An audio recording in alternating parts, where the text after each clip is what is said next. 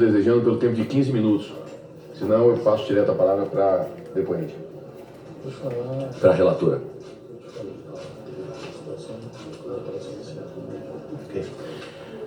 Bom dia a todos, bom dia à imprensa, bom dia aos nobres parlamentares, bom dia ex-ministro Damares, bom dia deputado Marcos Feliciano, bom dia do deputado André Fernandes, cito alguns porque eu os conheço, bom dia aos senhores deputados, senhora Lisiane, presidente dessa comissão aqui na mesa.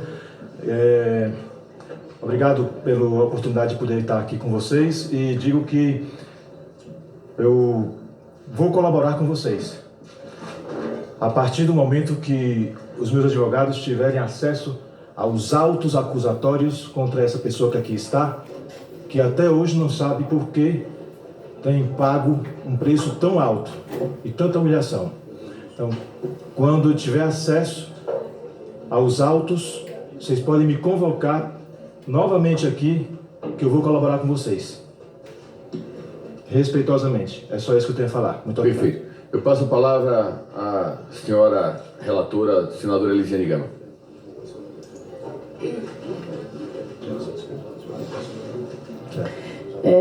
Senhor presidente, senhoras senadoras, senadores, deputadas, deputados,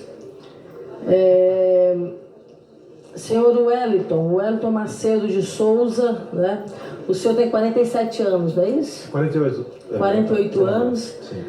E o senhor, na verdade, é um dos 3 condenados pela tentativa de explodir uma bomba no Aeroporto Internacional de Brasília na véspera do Natal de 2022.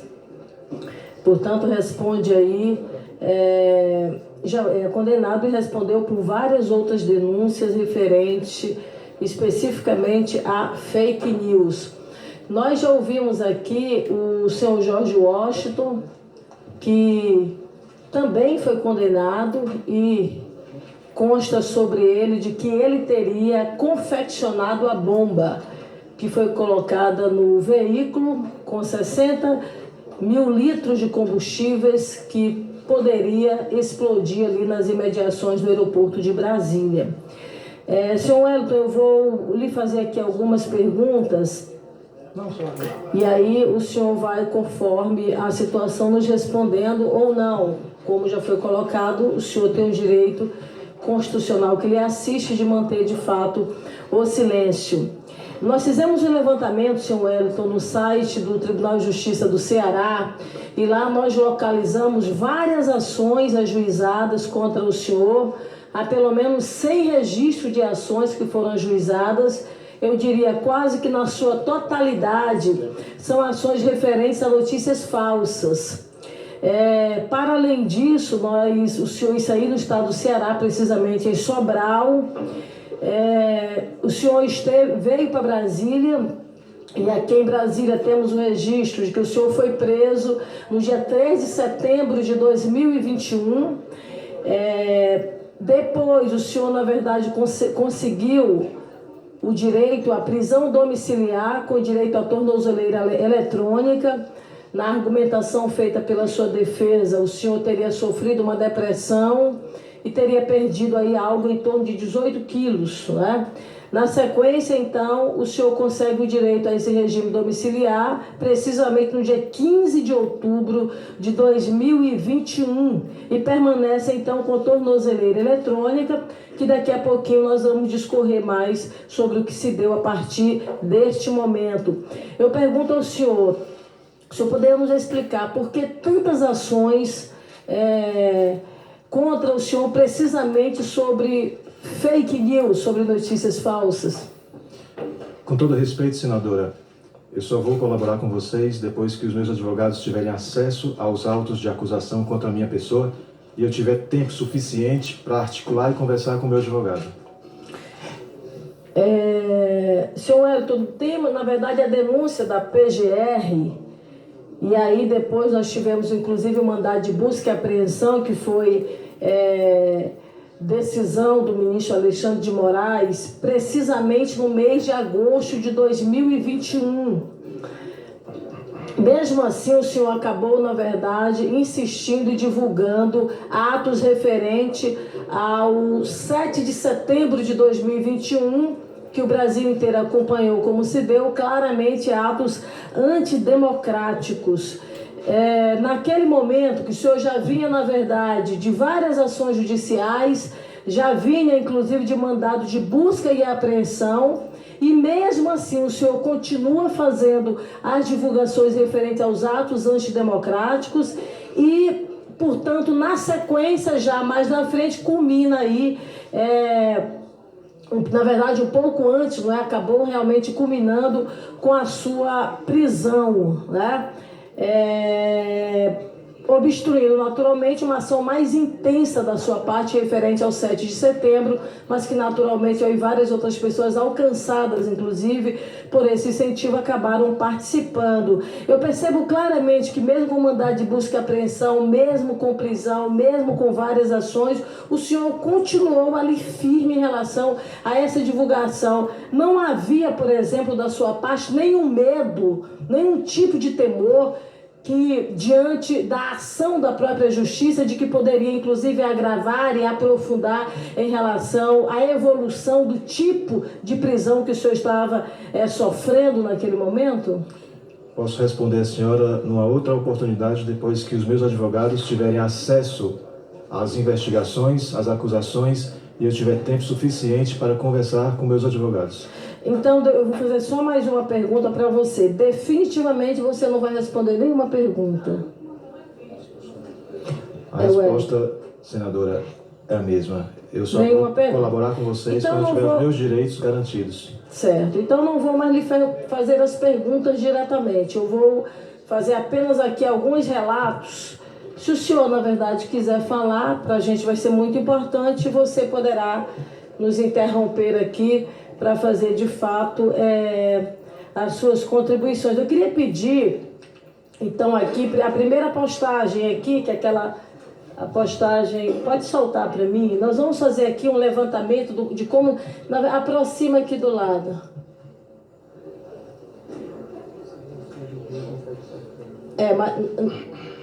Mas abre aqui. O vídeo é da próxima parte. Ali, ó, veja só o que se diz no texto ao lado. Ele coloca a foto ao lado do Sérgio Reis e ao lado, abre um pouquinho mais. Nós vamos, nós vamos quebrar o inimigo, né?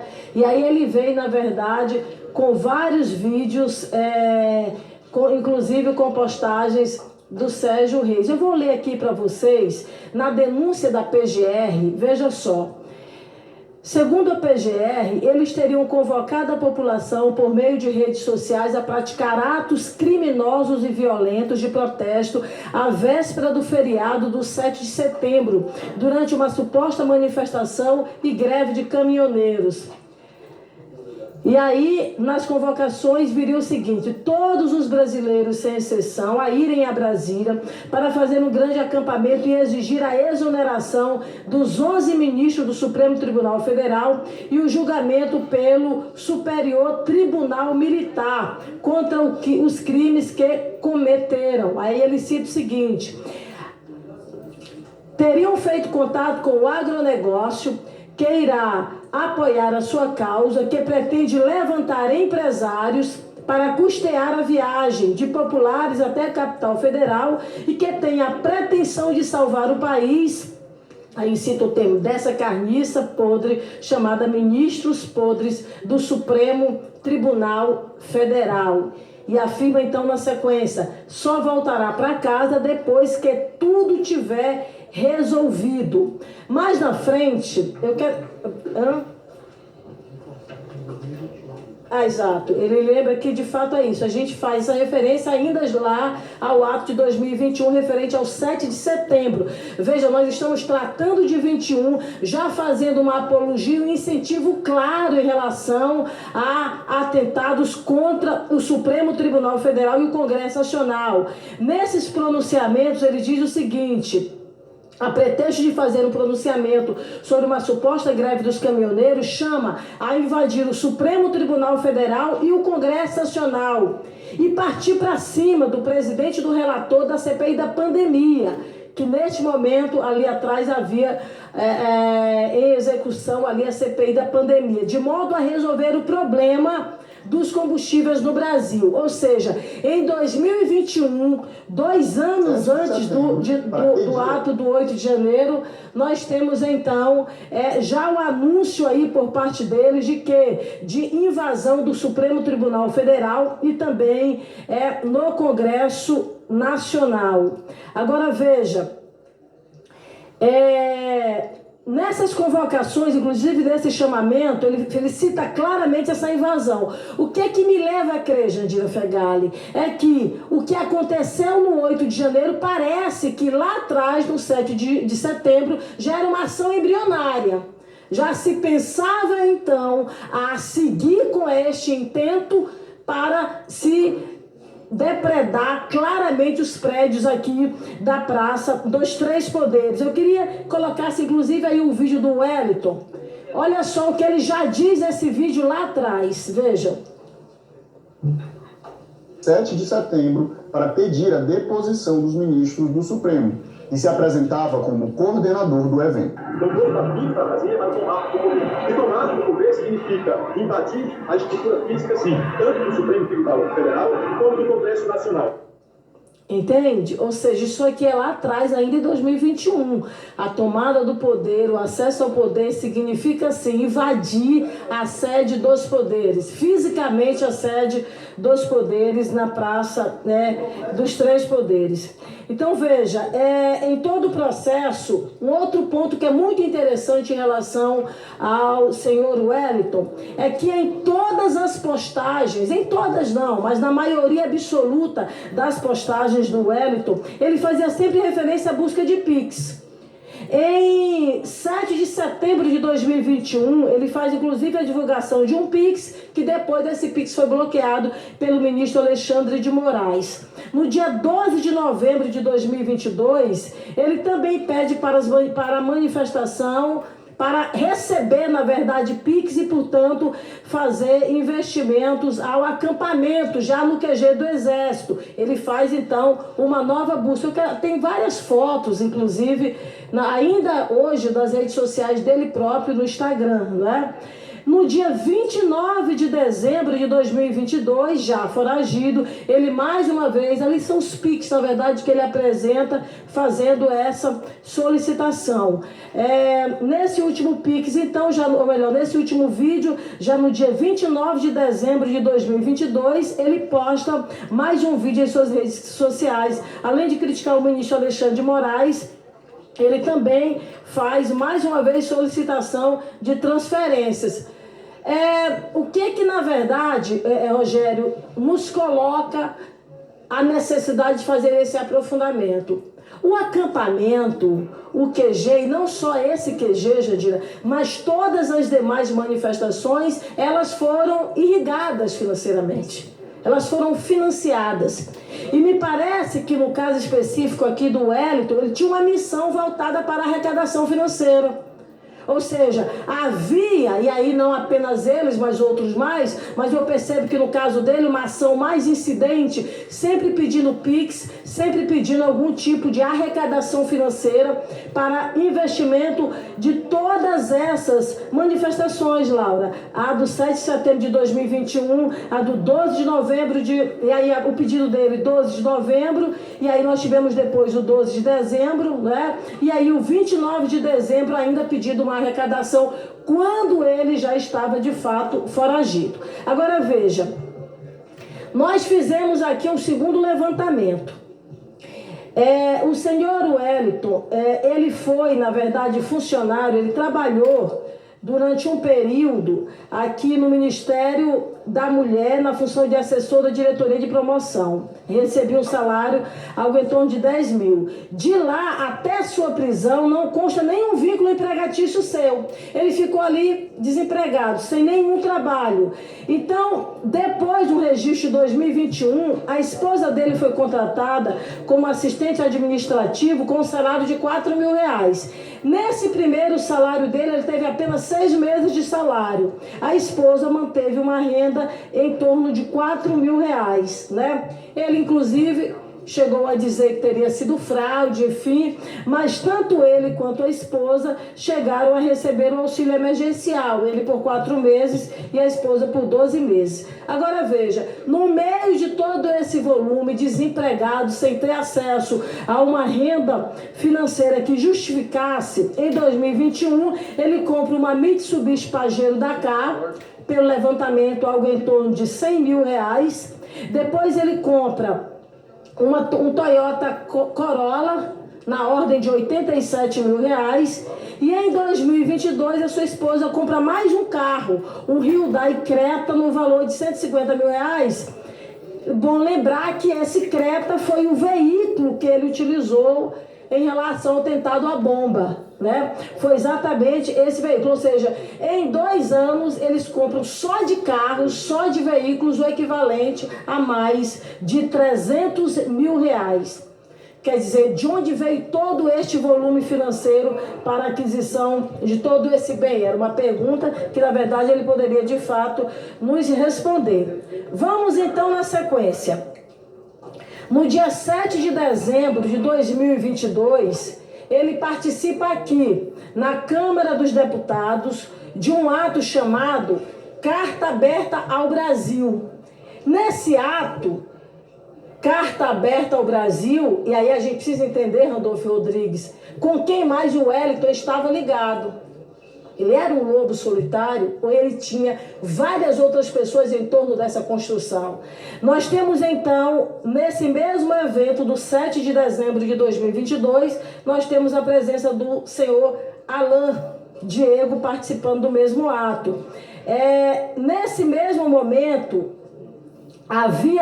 houve ali a exposição de uma carta, não é, de uma carta de fato ao Brasil. E nessa carta, olha o que dizia na carta.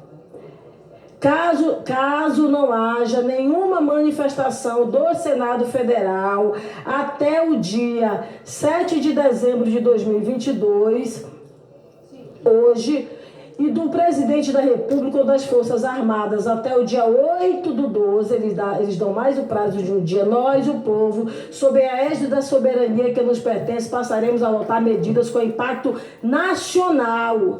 E dessa forma estabelecemos a data de 10 de dezembro para a tomada de Brasília e a paralisação de todo o Brasil.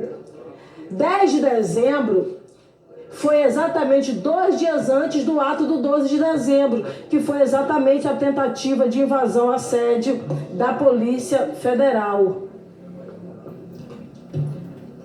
Nós também fizemos aqui um cruzamento de dados. E a gente viu claramente o contato dele com o bolsonarista, blogueiro, que inclusive, aliás, acabou sendo preso, o senhor Oswaldo Eustáquio. Também, claramente, teve contatos com o cacique Sererê. E veja, eu quero até esse vídeo aqui mostrar. No dia 5 de dezembro, houve uma tentativa de invasão no Hotel Meliá, onde estava, naquele momento, o presidente eleito, Luiz Inácio Lula da Silva. Lá houve a presença, inclusive, desses outros atores que eu acabo de citar. Veja o que diz lá no vídeo que ele coloca o áudio, lá no Hotel Meliá. Clima tenso em Brasília. Índios e brancos acabam de cercar o hotel onde está hospedado o ladrão de 9 dedos, Brasil 21, aqui no plano piloto, na asa sul de Brasília. A confusão está grande. Agentes da Polícia Federal que fazem a segurança do 9 dedos estão aqui na porta principal para impedir a entrada dos manifestantes. Veja, isso aí foi no dia 5 de dezembro. No dia 8 de dezembro, ele participa de um planejamento, ele participa, na verdade, da tentativa de invasão ao aeroporto de Brasília, onde claramente ali estava o senhor Alain e também o índio Sererê. Mostra o vídeo aí do dia 8 de dezembro. Tem bastante. Nós estamos com os índios, chegamos um pouco atrasados, ficamos sabendo que os índios fecharam todos os acessos ao Aeroporto Internacional de Brasília. Agora vamos lá. No dia 12 de dezembro, 4 dias depois, ele faz então essa postagem aqui. Coloquem a postagem, deixa eu dar uma lida na postagem. Tô precisando usar óculos, gente, então aumenta essa imagem aí para mim, por favor. Eu tenho que consultar primeiro.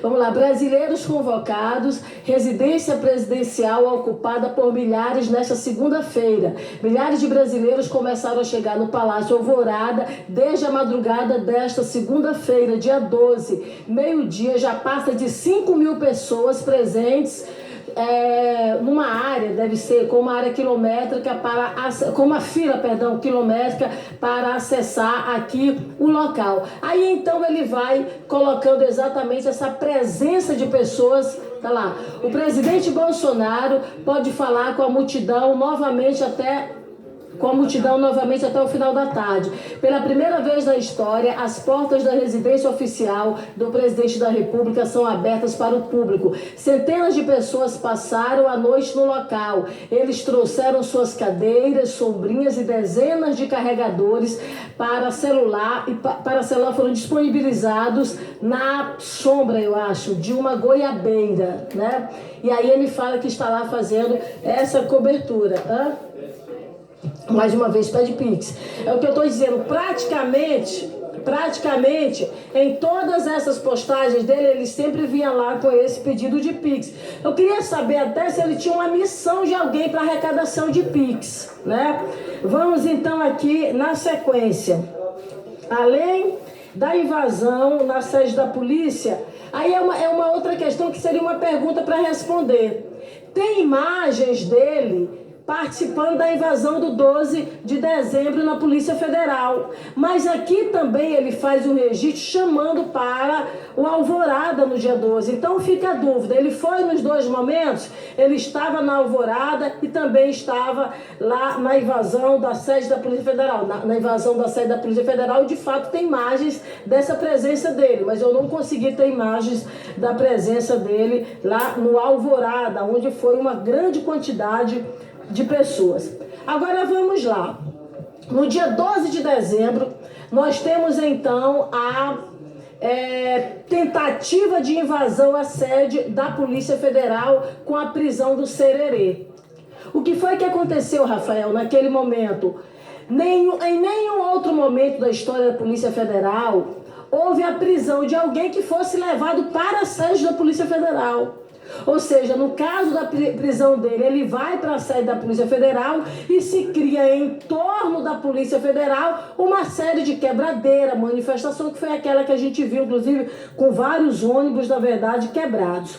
O que acontece? Você tem então ali uma ação depois da sequência que foi feita pela Polícia Civil do Distrito Federal e também pela Polícia Federal. Foi criado inclusive um relatório de inteligência da Polícia Federal que vem fazendo a identificação aí de vários criminosos presentes na manifestação do dia 12. E dentre esses vários criminosos está a presença do senhor Wellington. Veja, neste momento ele já estava com tornozeleira eletrônica. Com tornozeleira eletrônica, cumprindo uma prisão domiciliar, ele já participa ativamente do ato do dia 12 de dezembro. E não houve, na verdade, um temor da parte dele, claramente, de ser ali identificado. Porque se houvesse, naturalmente, ele não teria participado daqueles atos de vandalismo do dia 12 de dezembro. Aí veja, sai então um mandado de prisão contra ele pela invasão da sede da Polícia Federal. Junto com esse mandado de prisão, também um mandado de busca e apreensão. Ele, inclusive, faz um vídeo depois, falando de fato dessa prisão. Naquele momento foram um mandado de prisão contra 11 pessoas, né? E aí algumas ficaram foragidas e também, inclusive, ele não foi encontrado. E também aí contra 40 pessoas investigadas pelo 12 de dezembro. Veja, do dia 12 de dezembro ao dia 24 de dezembro, ele estava com tornozeleira eletrônica, já havia naquele momento, inclusive, não é, por essa investigação, um mandado de prisão contra ele, mas ele continua com atos terríveis, que foi o ato que, eu diria, é o ponto central da vinda dele a esta comissão. Aí veja, eu quero pegar agora aqui algumas fotos, gente, só para a gente rememorar, porque nós já falamos, inclusive, desse ato aqui, quando da vinda do George Washington. Vamos então aí na sequência de imagens.